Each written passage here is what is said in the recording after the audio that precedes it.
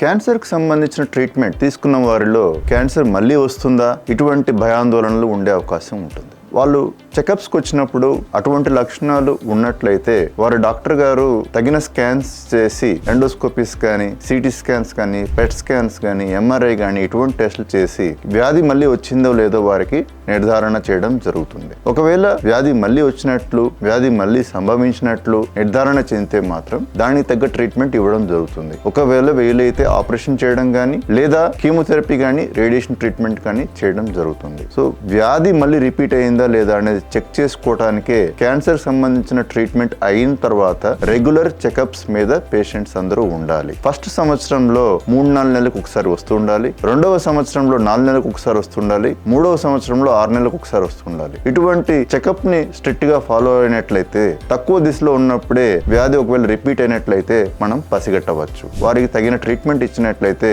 వాళ్ళ క్యాన్సర్ నుంచి పూర్తిగా విముక్తి చెందగలరు.